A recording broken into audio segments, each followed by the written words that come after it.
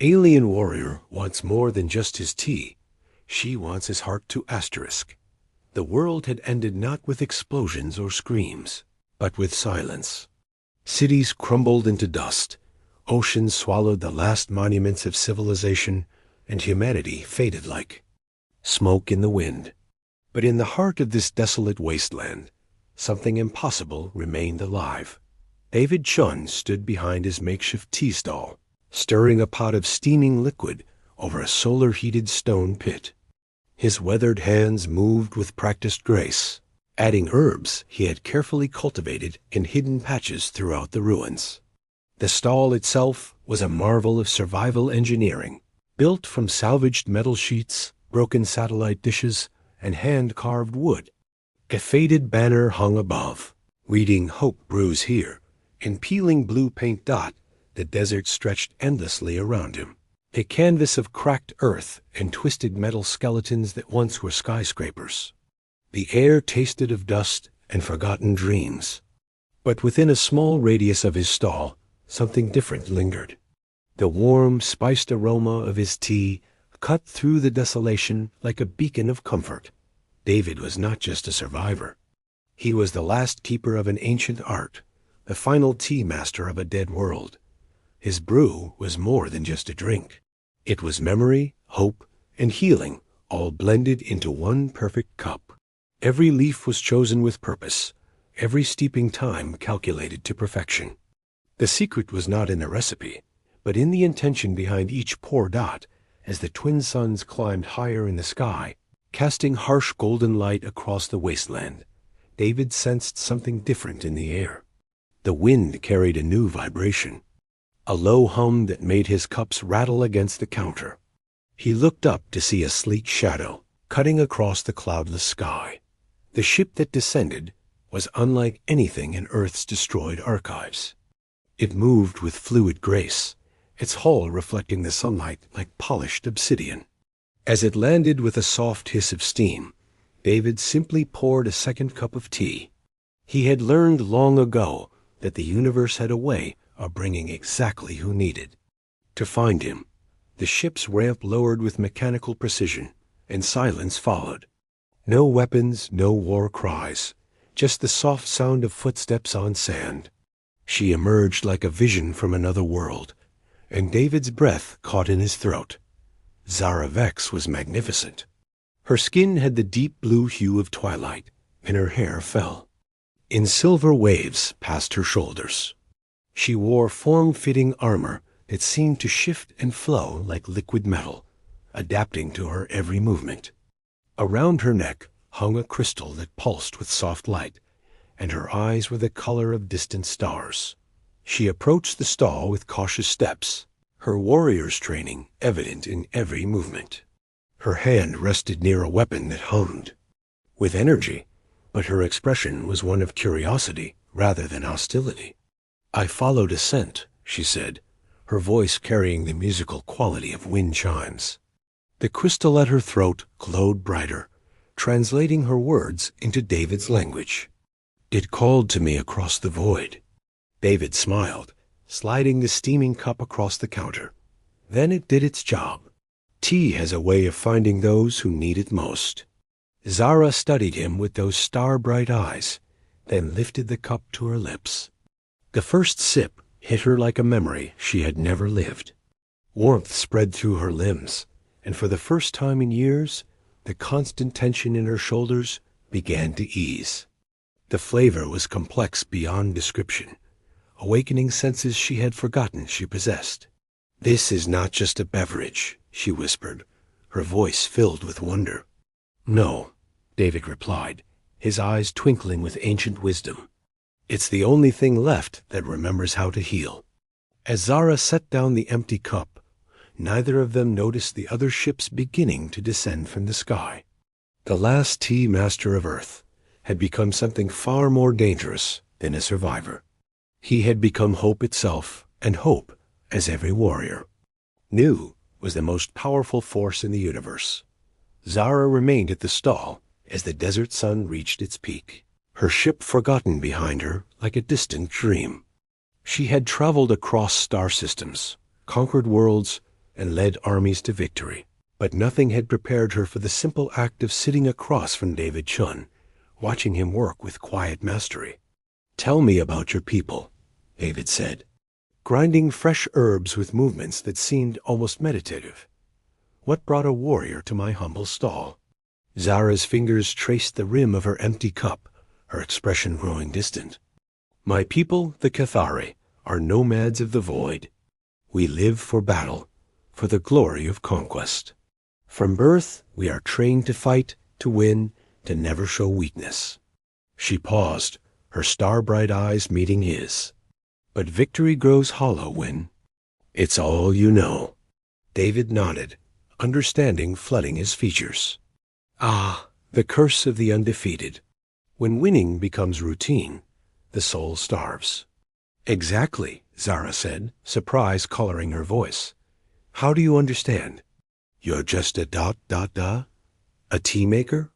David chuckled, the sound warm and genuine.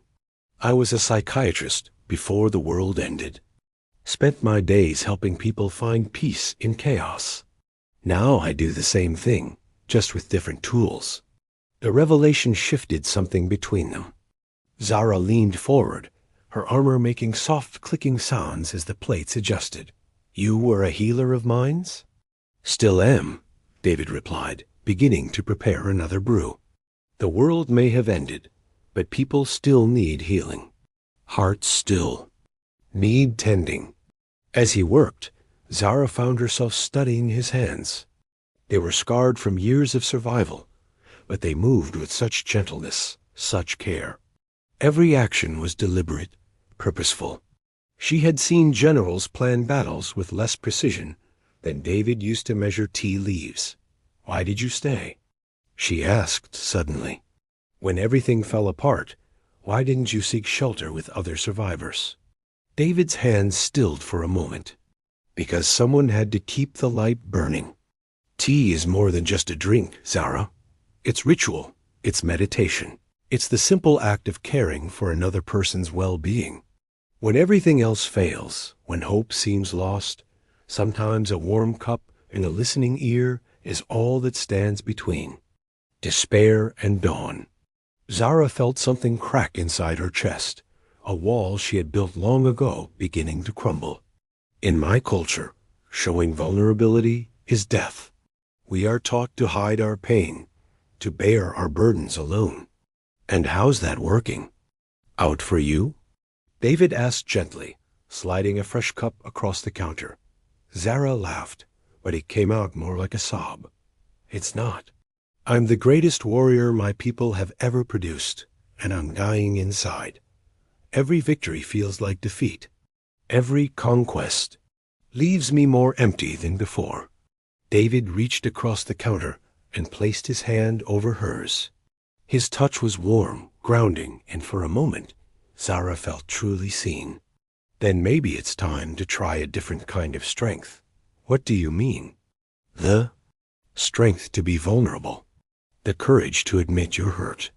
The bravery to let someone else help carry your load." David's eyes were kind but serious. True warriors don't just know how to fight. They know when to put down their weapons and simply be human. Zara stared at him, her mind reeling. Everything she had been taught, everything she believed about strength and power, was being challenged by this gentle man who had survived the end of the world by serving tea to strangers. "I don't know how," she admitted, her voice barely above a whisper. "Start small," David said, squeezing her hand gently. "Tell me something that hurts." Zara closed her eyes, and when she opened them, tears had gathered like stars. "I'm tired. So tired of fighting, of being strong, of never being able to rest. I dream of quiet moments, of peace, of someone who sees me as more than just a weapon." "You're not a weapon," David said firmly. "You're a person. A remarkable, complex, beautiful person who happens to be skilled in combat. But that's not all. You are." The words hit Zara like a physical blow. She had never heard anyone separate her worth from her abilities, never been seen as anything other than a tool of war.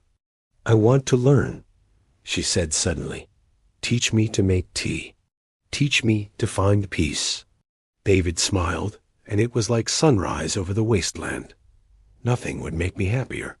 As the afternoon wore on, they worked together in comfortable silence. Zara's warrior instincts made her a quick study, her attention to detail serving her well in this new art. But more than the technique, she was learning something else. She was learning that strength could be gentle, that power could be used to heal rather than harm. Neither of them noticed the growing number of ships on the horizon, drawn by the same mysterious signal that had brought Zara to Earth. The tea. Master and the warrior were lost in their own small world, building something beautiful from the ashes of the old. 3 days had passed since Zara's arrival, and the desert around David's tea stall had begun to change. What once was empty wasteland now buzzed with activity as more ships descended from the sky. Word of the tea master had spread through the galactic networks like wildfire, drawing beings from across the known universe. Zara stood guard at the perimeter, her warrior instincts on high alert. Her relationship with David had deepened beyond mere friendship, but she hadn't yet found the courage to voice her growing feelings. Instead, she channeled her protective nature into ensuring his safety as more and more visitors arrived. "Status." "Report," David called out, his voice carrying the easy confidence of someone who had found his calling. "7 ships so far," Zara replied, her eyes scanning the horizon.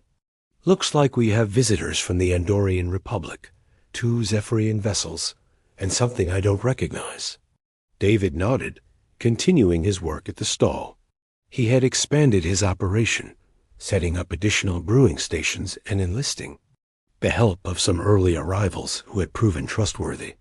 The simple tea stall was becoming something more, a gathering place for beings who had lost their way and found something they didn't know they were looking for. The first to approach that morning was Captain Thorne Blackwater, a grizzled space pirate whose reputation preceded him across 3 star systems. His ship, the Crimson Nebula, was a patchwork of stolen parts and jury-rigged systems, but it had carried him through countless battles. "Heard there was a human here who could brew." "Miracles," Thorne said, his voice rough as sandpaper. Scars crisscrossed his weathered face, and his cybernetic eye glowed with a soft blue light. David looked up from his brewing, taking in the pirate's appearance without judgment. "I don't know about miracles, but I make a decent cup of tea." "What brings you to my corner of nowhere?" Thorne's organic eye studied David carefully. "Lost my crew to a Federation ambush 3 months ago. Been drifting ever since, looking for something to make the pain stop." "Grief," David said simply, beginning to prepare a special blend. "The hardest enemy to defeat because it lives inside." "You?" As David worked, Thorne found himself relaxing despite his better judgment. There was something about the tea master's presence that made it impossible to maintain the usual walls and defenses. Other visitors gathered around, drawn by the unusual sight of a notorious pirate sitting peacefully at a tea stall. "I killed innocent people," Thorne said suddenly, his voice barely audible. "Told myself it was just business, just survival. But late at night, when the ship is quiet, I hear their voices." David nodded, sliding a steaming cup across the counter. "Guilt is a heavy burden, but it's also proof that you still have a conscience, still have the capacity for redemption." Thorne took a sip, and his cybernetic eye flickered as emotions he had buried for years came flooding back. "How do you live with it? The knowledge of what you've done?" "You don't just live with it," David replied. "You use it. Let it drive you to be better, to make amends where you can, to ensure that your future actions honor those you've wronged." Zara watched this exchange with growing amazement. David wasn't just serving tea. He was performing a form of therapy, helping damaged souls find their way back to the light. Each visitor who arrived seemed to carry their own burden, their own pain. And somehow David knew exactly what they needed to hear. A commotion at the edge of the camp drew their attention. A sleek vessel had landed, and from it emerged a being that made everyone else step back in alarm. Nexus Prime stood nearly 8 feet tall, his body a fusion of organic tissue and advanced technology. Red optical sensors glowed where eyes should be, and his voice carried the synthesized quality of pure artificial intelligence. "I have come for the human," Nexus announced, his words carrying across the desert like a death sentence. "His activities have been flagged as potentially destabilizing to galactic peace." Zara's hand moved to her weapon, but David placed a gentle hand on her arm. "It's all right," he said softly. "Let him come." The cyborg approached with mechanical precision, his sensors analyzing every aspect of the T-stall. "You are David Shun, designated survivor of planetary extinction event, Terra 03. "I am," David replied calmly. "And you are?" "Nexus Prime, Enforcement Unit of the Galactic Stability Council. Your actions have created anomalous behavioral patterns in multiple species." "Explain." David smiled, beginning to prepare another cup. "I serve tea to those who need it. Nothing more, nothing less." "Incorrect," Nexus stated. "Analysis indicates 73.6% reduction in aggressive incidents among visitors to this location. Psychological. Profiles show significant positive changes in subjects exposed to your methods. Is that a crime?" David asked, offering the cup to the cyborg. Nexus stared at the steaming liquid, his optical sensors whirring as they tried to process the unexpected gesture. "I do not consume organic matter." "Neither do I, technically," David said with a grin. "But I drink tea anyway." Sometimes the most important things can't be analyzed or quantified. For the first time in his existence, Nexus Prime felt something he couldn't define. The human's words carried a weight that his processors couldn't parse, a meaning that existed beyond logic and data. Slowly, almost reverently, he reached out and took the cup. The moment the warm ceramic touched his synthetic skin, something extraordinary happened. Nexus's optical sensors flickered, and for just an instant, he experienced what humans called wonder. "This is impossible," he whispered, his voice losing its mechanical quality. "I am not programmed to feel ... "Feel what?" David asked gently. "Peace," Nexus replied, his voice filled with awe. "For the first time since my activation, I feel ... peace." As word of the cyborg's transformation spread through the camp, more beings began to arrive. The T-stall was becoming something unprecedented in galactic history, a place where natural enemies sat together in harmony, where the wounded came to heal, and where the lost found their way home. But Zara knew that such peace could not last. In the distance, she could see the dark shapes of military vessels beginning to gather. The universe was taking notice, and not all of it was friendly. The attack came at dawn, as the first rays of sunlight painted the desert in shades of gold and crimson. Zara was awake, as she always was before sunrise, maintaining her weapons and scanning the horizon for threats. That's when she saw them. A fleet of warships descending from the sky like harbingers of doom. "David," she called out, her voice cutting through the morning stillness. "We have company, and they're not here for tea." David emerged from his expanded stall, now grown into a small village of interconnected shelters and brewing stations. Over the past week, his simple tea stand had become a pilgrimage site, drawing beings from across the galaxy. Former enemies worked side by side, sharing stories and finding common ground over steaming cups of David's miraculous brew. "How many?" David asked, his voice remarkably calm for someone facing imminent destruction. 50 ships, maybe more," Zara replied, her armor already shifting into combat mode. "Galactic Federation forces, by the look of them. They're not here to negotiate." Around them, The peaceful camp exploded into activity. Captain Thorne Blackwater barked orders to his fellow reformed pirates, while Nexus Prime's optical sensors blazed as he calculated defensive positions. But David raised his hand, and somehow everyone stopped. "No," he said simply. "We don't fight." Zara stared at him in disbelief. "David, they're going to destroy everything you've built here. Everyone who's found peace, everyone who's been healed, it'll all be for nothing."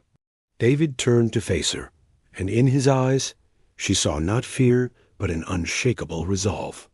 "If we fight, we become what they think we are.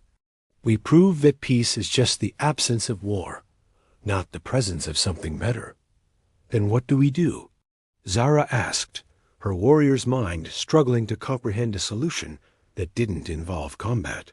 "We do what we've always done," David replied, beginning to prepare tea with the same careful attention he always gave it. "We serve tea. We listen. We heal." The Federation ships landed in a perfect military formation, their ramps lowering to release columns of armed soldiers. At their head marched General Corax Vril, a veteran of a dozen galactic conflicts, whose reputation for ruthless efficiency was legendary. "By order of the Galactic Federation Council, this unauthorized gathering is disbanded," Vril announced, his voice amplified by military speakers. "The human known as David Chun will surrender immediately for processing." David walked out to meet them, a simple wooden tray in his hands, carrying a single cup of tea. Behind him, the beings he had helped gathered in a loose circle, but none of them were armed. Zara stood closest to him, her hand resting on her weapon, but not drawing it. "General," David said, bowing slightly, "welcome to my home. Can I offer you some tea?" Vril stared at the human as if he had lost his mind. "Are you insane? I have 50 ships and 1,000 soldiers. I could reduce this entire era to glass." "You could," David agreed pleasantly, "but you won't. And why is that?" David smiled. That same gentle expression that had disarmed so many others. "Because you're not here to destroy. You're here because you're scared. Scared of what this place represents. Scared of what might happen if beings across the galaxy start choosing peace over war." Vril's face flushed with anger. "I am not scared of anything, especially not a delusional human serving tea in a wasteland." "Then prove it," David said, extending the cup. "Drink with me. If this is all meaningless, if what we've built here is just delusion, then the tea will be just tea, and you can destroy us with a clear conscience." The general stared at the offered cup, and for a moment the entire desert held its breath. His soldiers waited for orders, weapons trained on the Kwome. Peaceful gathering. But something in David's eyes, some quality of absolute sincerity, made Vril hesitate. "This is ridiculous," he muttered, but his hand moved toward the cup. The moment his fingers touched the warm ceramic, everything changed. The tea hit his tongue like liquid starlight, and suddenly General Corax Vril remembered what he had been fighting for all these years. Not conquest, not glory, but the hope that somewhere in the universe, peace was possible. Tears he hadn't shed in decades began to flow down his scarred cheeks. "I was a teacher," he whispered, his voice broken. "Before the wars, before the killing, I taught children about the wonders of the galaxy." David nodded, understanding flooding his features. "And you could be again. The war is over, General. It's time to come home." As Vril sank to his knees, the cup still trembling in his hands, his soldiers began to lower their weapons. One by one, they approached the stall, drawn by the same mysterious force that had brought so many others to this place. Zara watched in amazement as David worked his quiet magic, transforming enemies into friends, soldiers into pilgrims. But her attention was soon drawn to a commotion at the edge of the camp. A single ship had landed, smaller than the others, and from it emerged a figure that made her blood run cold. "Zara," the newcomer called out, her voice carrying the authority of command. "It's time to come home." Supreme Commander Lyra Vex stood like a statue carved from midnight, her armor gleaming with the insignia of the Cathari War Council.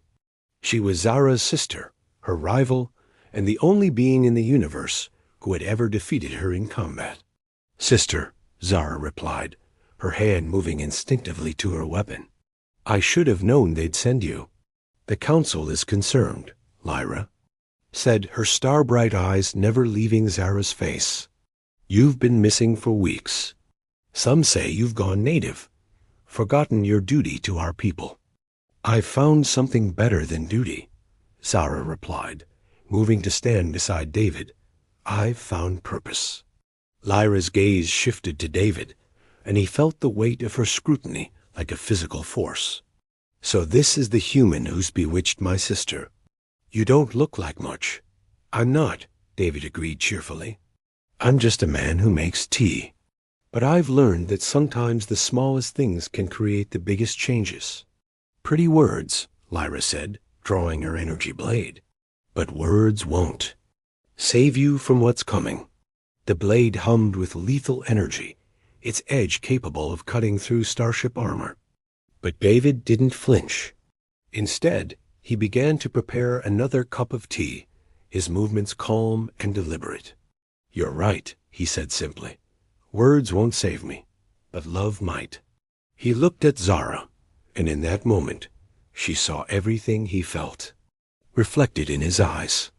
The weeks they had spent together, the quiet moments between the chaos, the way he had seen her not as a weapon, but as a woman worthy of love. "I love you," he said, his voice carrying across the desert like a promise. "Not because you're a warrior, not because you're strong, but because you're you. Because you chose to put down your weapons and pick up healing instead." Zara felt her heart shatter and rebuild itself in the space of a heartbeat. "I love you too," she whispered, her voice breaking with emotion. Lyra's blade wavered, confusion replacing certainty. "This is impossible. Cathari don't love. We conquer. We dominate. We don't ... We don't feel." "Yes, we do," Zara said, turning to face her sister. "We've just forgotten how. But it's not too late to remember. The confrontation that followed would be remembered across the galaxy as the day love conquered war. The day a tea master and a warrior proved that the greatest battles are fought not with weapons, but with open hearts." The duel between the sisters never came. Instead, something unprecedented happened in the history of the Cathari people. Lyra Vex, Supreme Commander of the War Council, sat down at David's tea stall and asked for a cup. "I don't understand what's happening to me," she admitted, her voice stripped of its usual authority. "I came here to drag my sister home, to restore honor to our family name. But seeing you two together, seeing this place ... She gestured at the camp around them, where former enemies worked together in harmony. "It's like awakening from a dream I didn't know I was having." David poured her tea with the same careful attention he gave to everyone. Sometimes the bravest thing a warrior can do is lay down their sword and pick up something else. But what else is there? Lyra asked, genuine, confusion in her star-bright eyes. "I've known nothing but war since I was old enough to hold a weapon. Fighting is who I am." "No," Zara said softly, moving to sit beside her sister. "Fighting is what you do. Who you are is so much more than that." The next hours passed in a blur of revelation and reconciliation. Lyra shared stories of her childhood, of dreams she'd buried beneath duty and honor. David listened with the same patience he showed everyone, occasionally asking gentle questions that helped her dig deeper into truths she'd never acknowledged. As the sun reached its zenith, a new crisis emerged. The Federation fleet, still in orbit above the planet, was receiving reinforcements. More ships arrived hourly, carrying representatives from dozens of species and star systems. The peaceful camp was becoming the center of galactic attention. "This can't continue," General Vril said, his military mind grappling with the logistics of the situation. "We have beings from 20 different worlds here, many of them traditionally hostile to each other. Without proper infrastructure, without supplies, ... Then we build it," David said simply. "We turn this camp into something permanent, something that can serve as a beacon for the rest of the galaxy." "A embassy of peace," Nexus Prime added, his optical sensors gleaming with possibility. "A neutral ground where all species can meet, share knowledge, resolve conflicts through dialogue rather than warfare." The idea took root with startling speed. Captain Thorne volunteered his engineering expertise, offering to design defensive systems that could protect without being offensive. Lyra pledged Cathari resources, her warriors' pragmatism already calculating the strategic advantages of such a facility. Within days, the makeshift camp had transformed into a construction site. Beings who had been enemies for generations worked side by side, their shared purpose overcoming centuries of mistrust. The tea stall remained at the center of it all, David serving his miraculous brew to anyone who needed it. "I never imagined anything like this," Zara said one evening, as they watched the sunset paint the sky in brilliant oranges and purples. She and David stood together on a hill, overlooking the growing settlement, their hands intertwined. "Neither did I," David admitted. "I thought I was just a man trying to survive the end of the world. I never dreamed I'd help begin a new one." "What happens now?" Zara asked. "When this place is finished, when the embassy is operational, what happens to us?" David turned to face her, his eyes reflecting the dying light. "That depends. Are you willing to trade your life as a warrior for something else? What did you have in mind?" "A partnership," David said, his voice warm with possibility. "You? No warfare, tactics, strategy. I know healing, counseling, bringing peace to troubled souls. Together, we could help this place become everything it has the potential to be." Zara smiled, the expression transforming her entire face. "I can't. Think of anything I'd rather do." They were interrupted by a commotion from the settlement below. A new ship had arrived, larger than any they'd seen before. From it emerged a delegation of beings in flowing robes, their faces hidden behind masks of precious metals. "The Arbiters," Lyra breathed, her voice filled with awe. "They haven't left their home system in over 1,000 years. The Arbiters were legends, beings so advanced that they had transcended physical form, existing as pure consciousness within artificial bodies. They were the ultimate judges, the final court of appeal for disputes that threatened galactic stability. Their leader approached David's stall with measured steps, each movement carrying the weight of eons. When he spoke, his voice seemed to come from everywhere and nowhere at once. "David, son of Earth," the Arbiter intoned, "you have done something remarkable. In a galaxy torn by war, you have created peace.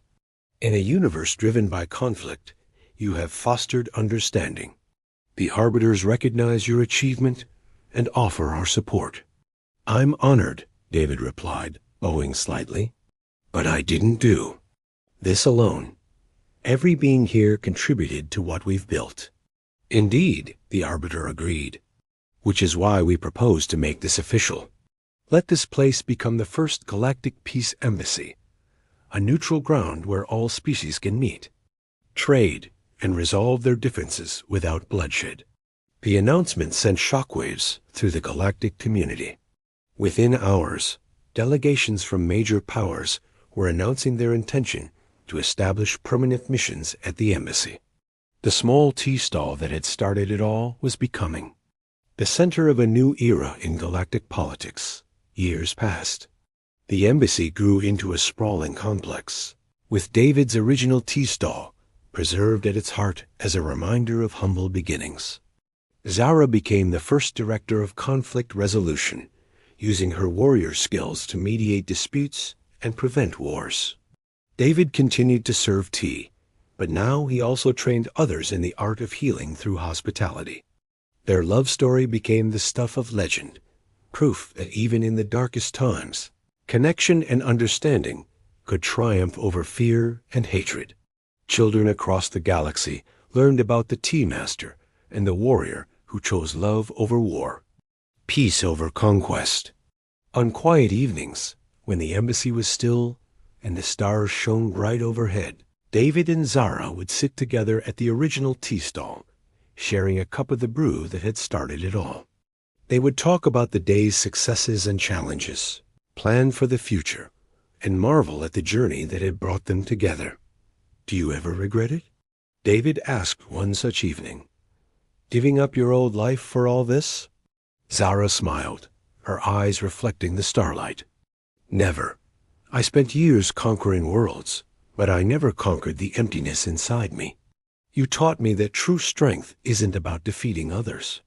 It's about building something beautiful together. And you taught me that love is the greatest force in the universe," David replied.